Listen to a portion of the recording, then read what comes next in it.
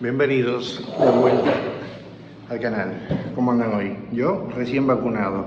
Acabo de ponerme la vacuna, toxoide tetánico, para prevenir cualquier riesgo que pueda correr por la heridita esa que me hice ayer que me rompió el pantalón. Y resulta que saqué las cuentas y desde el 27 de julio de 2021 yo no me vacunaba. Ni me inyectaba una dipirona, nada. Bueno, solamente la anestesia para atención estomatológica porque sí le tengo fobia a ir a la clínica y siempre que voy pues trato de que sea con anestesia, aunque sea una obturación, lo que sea. Fobia. Igual le tengo fobia a los pinchazos. 4 años sin pincharme, me he venido a pinchar ahora, no lloré, pero, pero tampoco miré la aguja, aunque de todas formas la enfermera, por cierto, compañera de trabajo mío, pensó que yo me iba a inyectar en el brazo derecho. Yo me quería inyectar en el izquierdo porque soy derecho, ya tenía descubierto el deltoide, estaba mirando para acá y ella pasó por ahí para que yo no viera la aguja. Bueno, para donde yo estaba mirando es una cosa así. Sí me dolió, pero bueno, no es el fin del mundo. Ya estoy vacunado, ya por lo menos duermo tranquilo, que anoche le comenté a mi mamá, a Loriana, a algunas amistades, lo que me pasó con el pantalón, la herida, en fin. Y hubo quien me dio miedo, me dijo, oye, ¿estás vacunado contra el tétano? ¿Para qué me lo dices? ¿Para qué me lo dices? Ahora no puedo dormir. En fin, empezar las consultas, nos vemos en un rato. No se ve en el espejo.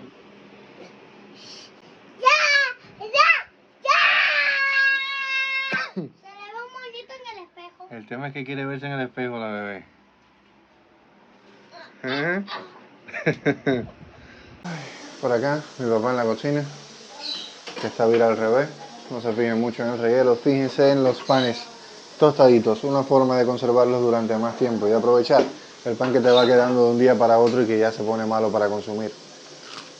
Esos panes tostados eran salvavidas, los panes tostados y las galletas en el tiempo que estuvo becado, principalmente en el IPBC, en la vocacional, que fueron 3 años, porque de comer tanta galleta, tanto pan tostado, tanta jalea de guayaba, tanto enlatado, pues le hice rechazo y ya actualmente no me gusta, no es algo que disfrute, es algo que de hecho rechazo y siempre que puedo evitar consumirlo lo evito. Además de que cuando comes mucho pan tostado, porque el menú de la escuela no era ni el más abundante, ni el más delicioso, pues terminas pelándote la encía encima. Te haces pequeñas heridas que arden como un demonio, así que trato de no consumirlo mucho. Se nos ha ido el día sin chance de grabar nada, puro ajetreo. Llevamos unos días de mucho ajetreo por hoy particularmente y lo serán los próximos. Ahora al llegar a casa pues vamos a salvar el video de hoy, les voy a contar por qué tanta corredera, por qué tanto estrés en estos días y voy a hacer mi, mi capítulo de historia de vida, claro que sí, no puede ser que venga todo el mundo a contar su vida al canal y la mía no se sepa, no. Vamos a hablar un poco de mi etapa en el preuniversitario, ya que nos dio pie el tema del pan tostado. Tesoro, no puedo jugar contigo ahora, te voy a dar un premio para que te entretengas, porque no puedo andar tocándote ahora, papi. Un momentito. Busca. Mientras Tesoro se entretiene por ahí, nosotros hacer mi versión de la receta de berenjena que me ha dado Antonio. Él lo hacía en bastoncitos, yo lo voy a hacer en dados. Por cierto, Loriana ocasionalmente cuando va a freír las papas, las corta en dados. Hablemos de mi etapa de estudiante en el preuniversitario. Senior High School, para los angloparlantes, que lo sé que hay muchos en el canal, cosa que me alegra. Puedes romper la barrera del idioma, gracias, en parte, a mi acento. O bachillerato, que creo que es, para el habla hispana, un término bastante internacional, bastante fácil de comprender. Aquí lo llamamos preuniversitario. IPBCE, Instituto Preuniversitario Vocacional de Ciencias Exactas. El objetivo es preparar un poco mejor a los estudiantes para optar preferentemente por carreras universitarias de ciencias exactas. Yo pedí medicina, yo y el 60% de mi generación en la escuela. Eso es lo que estaba de moda en el momento. Yo realmente no pedí medicina por embullo o porque fuera de moda, y realmente la idea que tenía de lo que es la medicina comparado a lo que es en realidad, nada que ver. El primer día que llegué a las clases, no tesoro, te dije que no te puedo tocar. Si te comiste el premio, juega con el león. Que llegué a las clases, recuerdo que aquello era de bioquímica, que si los Dalton, que si el peso molecular, y yo dije, ¿qué he cogido? Pero el tema es que no me veía estudiando ninguna otra carrera. No me llamaba la atención ninguna ingeniería, no me llamaba la atención ninguna carrera de humanidades. Así que pedí medicina básicamente por decantación y porque era lo que pensaba que me gustaba. Y digo pensaba porque al final sí me gustó, pero no era lo que yo pensaba en un momento. ¿Por qué irse a un IPVC y no quedarme estudiando en el preuniversitario que me quedaba a 2 cuadras de la casa? Porque estaba muy cerca y a mí me gusta la aventura. Quería irme a 104 kilómetros de casa a comer una comida con muy mal sabor, en pocas cantidades, a bañarme en situaciones bastante incómodas. Creo que cada aspecto de la beca da para un video, pero no vamos a entrar en esos detalles.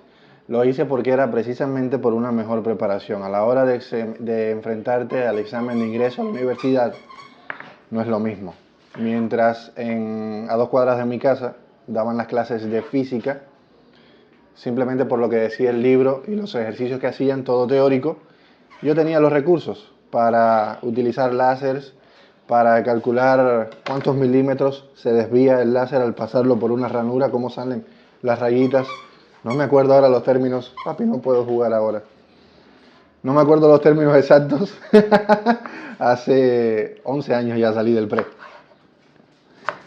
Pero es que los recursos estaban. Yo calculaba el índice de rozamiento de mi mesa, de la mesa en la que estaba sentado, que era un índice de rozamiento diferente al de mi compañero de al lado, en la misma mesa, y diferente al del compañero que se sienta detrás en otra. Mientras que haciendo los ejercicios del libro, en el preuniversitario a 2 cuadras de mi casa, a todos les daba el mismo resultado.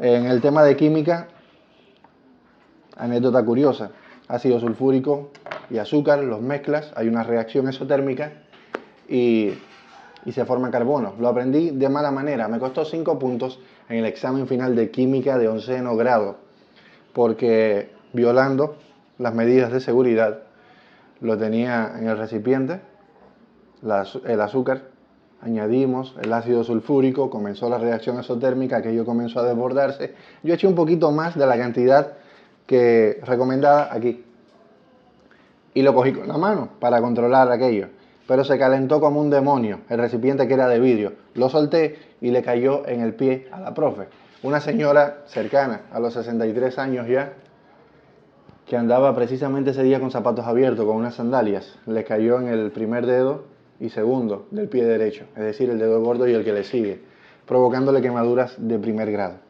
Entonces, por violar medios de seguridad, me costó 5 puntos en el examen. En vez de 100 cogí 95. Creo que la profe, viéndolo en retrospectiva, fue bastante benévola conmigo. Vamos a poner esto en agua con sal y ahora sí podré lanzarle el juguete a Tesoro a ver si me deja hablar con ustedes. Se resistieron bastante, pero finalmente pude... Ya, ¿eres feliz? ¿Eres feliz? Busca. Finalmente pude mantener sumergidas las berenjenas. Se resisten. Se resisten bien fuerte. Estábamos hablando de la principal diferencia entre el IPVC y un preuniversitario normal. IPVC hay en cada provincia. En su momento fue regional, es decir, agrupaba las provincias orientales, entiéndase Guantánamo, Holguín, Santiago de Cuba, Granma. Pero en mi momento ya había uno en cada provincia.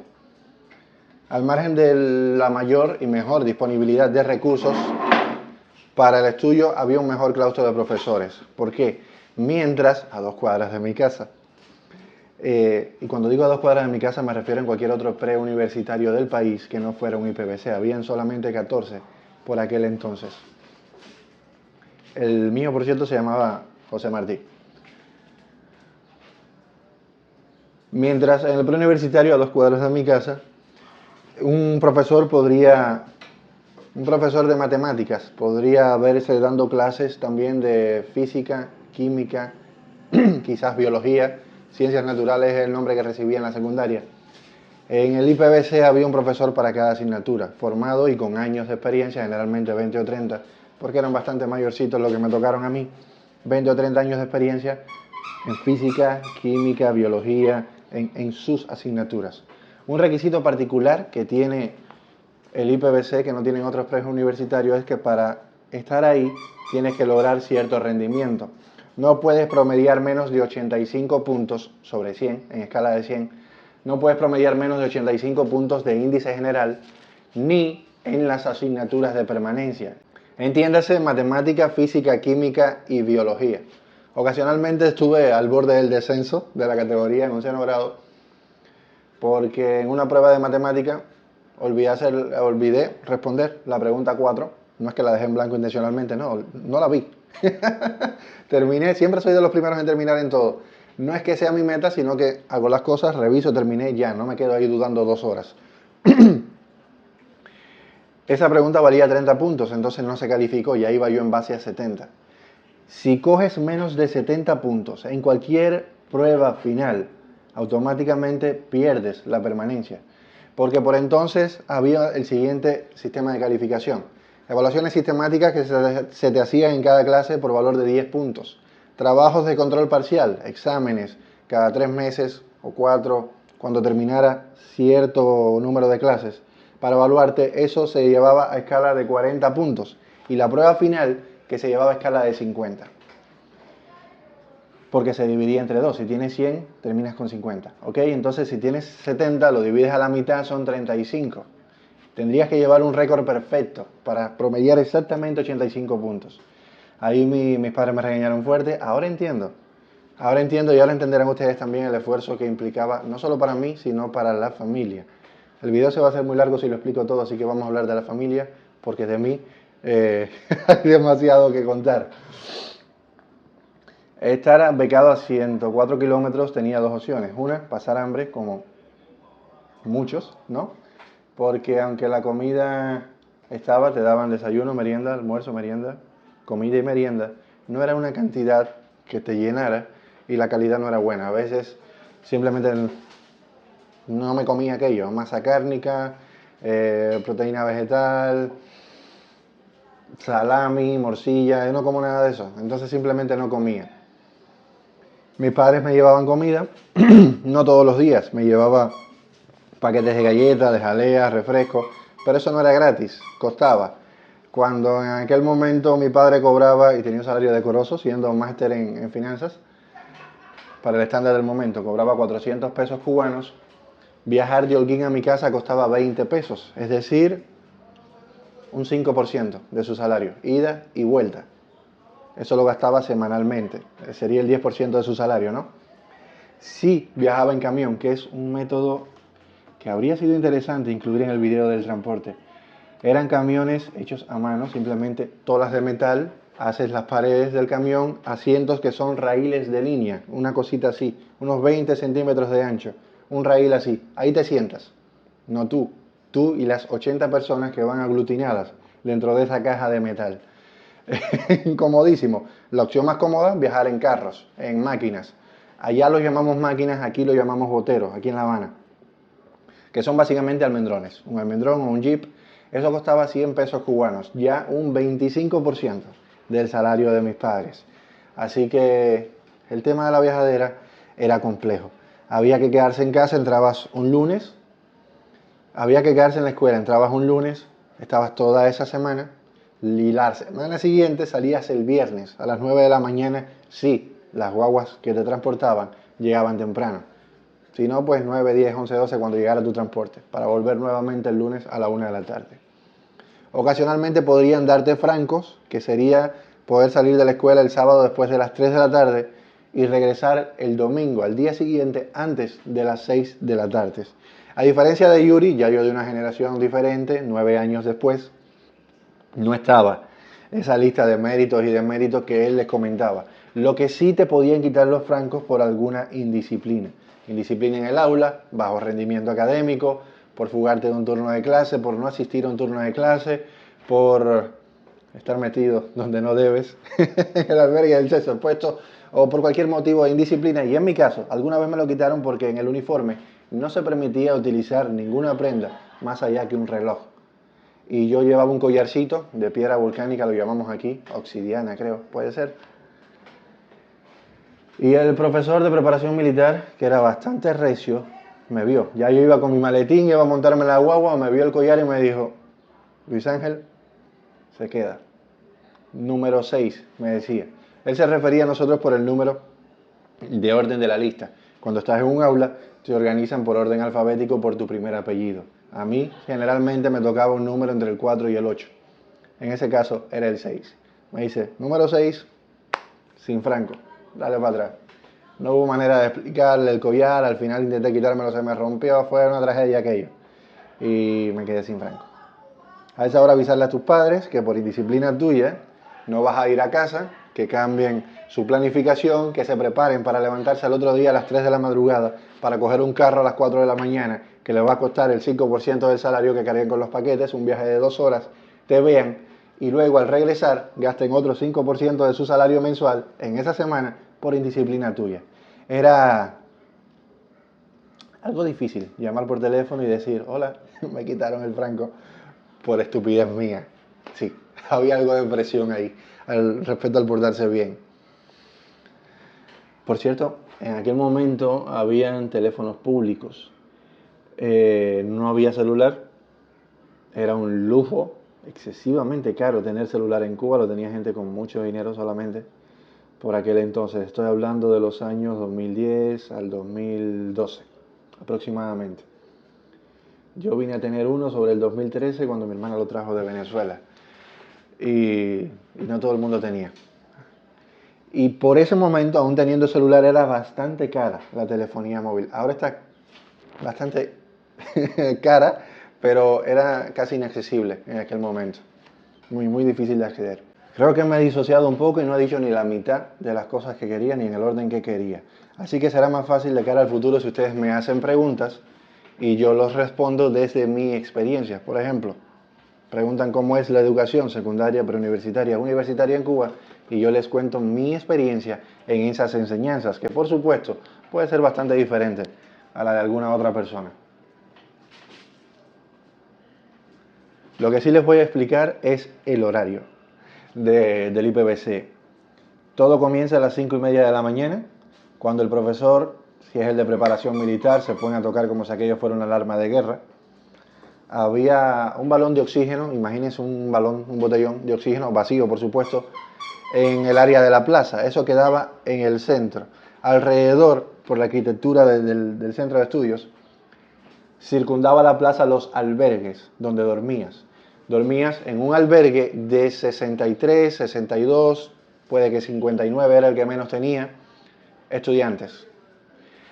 Tenías una litera más estrecha que esta mesa y donde se me salían los pies. Yo cabía hasta aquí, hasta por encima del tobillo, el resto del pie quedaba afuera. Siempre traté de dormir abajo. Tenías tu taquilla donde guardabas tus cosas. 5:30 ponían el agua hasta las 7 de la mañana. Y luego no había agua durante todo el día, hasta las 5:30 de la tarde y hasta las 7 de la noche. Ese era el horario. 5:30 te levantas, horario de bañarte, cambiarte, prepararte, hacerte lo que vayas a hacer. Y horario de desayuno de 5:30 de la mañana a 6:20. A las 6:20 cierra el comedor. Sé que venía mi vecina, me paré a grabarla, pero no era ella. A las 6:20 cierra el comedor y tienes 20 minuticos hasta las 6:40 de la mañana para estar todos formaditos en la plaza, en el área de matutinos, para los 20 minutos que pueda durar el matutino. Ahí generalmente se rodaban los grupos, decías las efemérides, hacías algún acto cultural, se felicitaba a quien ganara un concurso o algo interesante, se daban noticias, informaciones de interés y a las 7 de la mañana comenzaba el primer turno de clase. Los turnos de clase duraban 45 minutos y habían 11 turnos de clase cada día, desde el lunes al viernes. El sábado solamente 9 turnos de clase para terminar un poquito más temprano, sobre las 3:30, y dar tiempo a la salida, a irte de franco. Por aquel entonces era más sencillo, les expliqué los precios. pero no pagaba ni 100 ni 20 pesos cuando me tocaba irme de Franco, porque estaba todavía activa la fábrica de níquel de Nicaro. Era una empresa con ciertos recursos. Habían muchos estudiantes de mi municipio de Mayarí que éramos de Levisa o de Nicaro, es decir, sus hijos.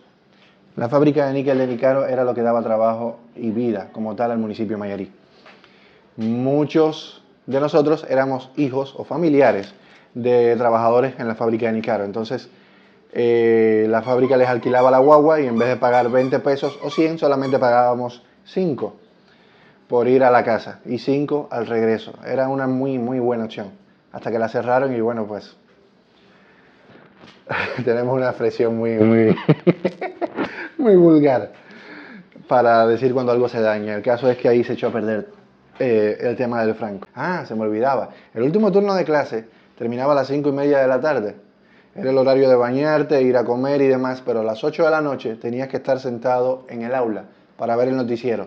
Termina el noticiero generalmente sobre las 8:30 de la noche y hasta las 10. De 8:30 a 10 es lo que llamamos autoestudio. Simplemente estar ahí en el aula, haciendo las tareas, estudiando. No había tiempo para mucho más. Recuerdo el hongo, el pie de atleta, la tiña pedis, que me acompañó durante los 3 años del preuniversitario porque no había chance de dejar respirar el pie. Desde las 5:30 de la mañana hasta las 10 de la noche estabas con zapatos puestos. El drenaje del baño donde te bañabas no era muy buena. Y bueno, hay muchas historias que no se pueden contar aquí en YouTube. En aquel momento eran divertidas, cosas de muchachos, pero viéndolo en retrospectiva, pues son situaciones bastante difíciles. Podríamos decir que se pasó cierto trabajo en ese sentido, pero a fin de cuentas valió la pena. Cogí la carrera que había pedido en primera opción. Cuando haces la prueba de ingreso y apruebas, pues llenar una boleta con 10 opciones en orden de prioridades y según tu escalafón vas pidiendo las prioridades que elegiste de carrera de las que quedan disponibles. Yo obtuve mi primera opción. En segunda opción había puesto estomatología, lo cual no es un modo inteligente de pedir estomatología porque es un número más reducido. Pero mi primera opción era medicina y no me arrepiento porque cada vez que me llega un paciente con odontalgia, con un acceso, con una exodoncia que ves la herida ahí, pues no me imagino haciendo una exodoncia yo. No me imagino, no puedo hacer eso, no puedo.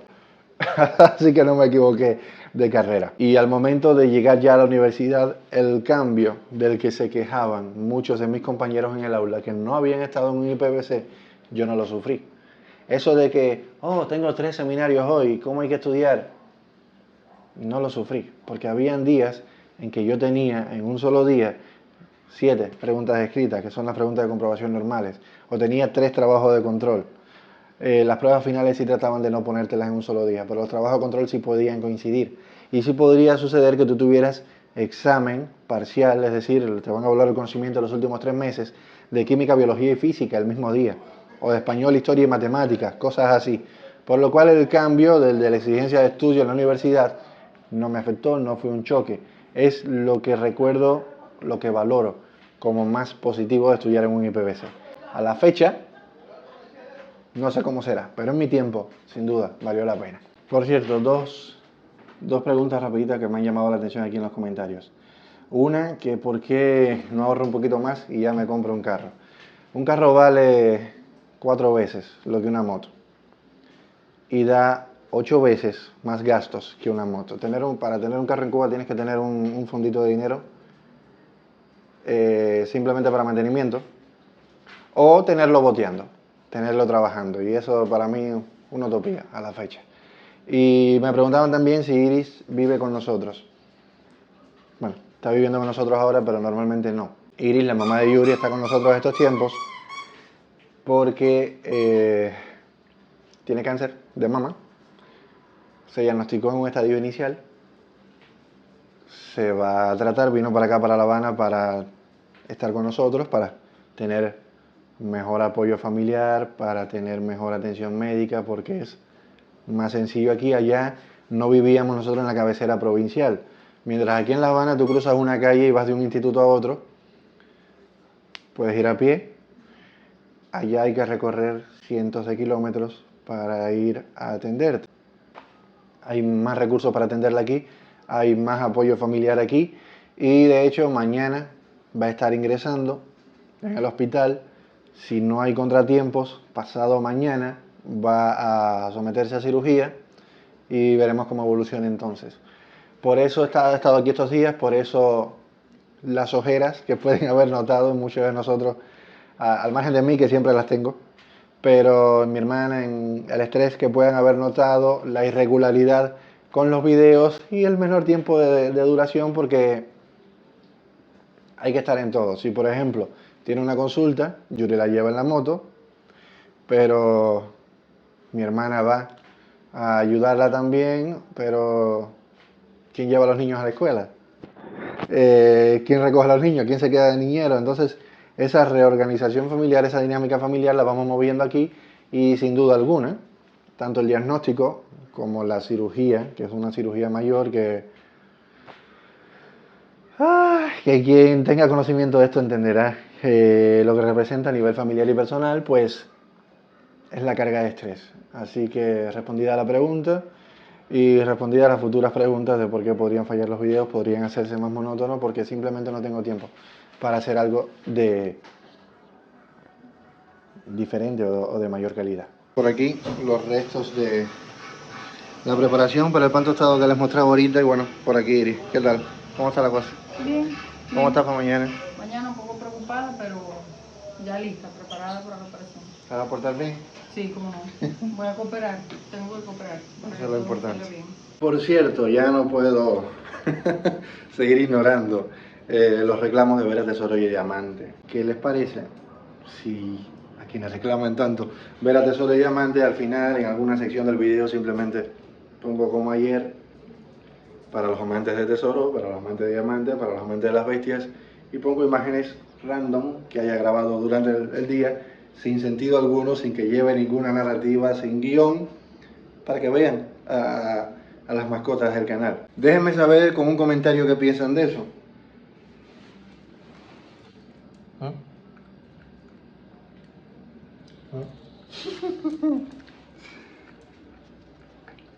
Y recuerden, si les gusta el contenido, like, suscribirse, dejar un emoji, compartir, todo eso es gratis, ayuda al crecimiento del canal. Ya ver los comerciales, pues ayuda a ganar unos centavos, y si se hacen miembros, pues ahí se gana un poquito más. Muchas gracias por su apoyo. Un abrazo desde Cuba y nos vemos en un próximo video.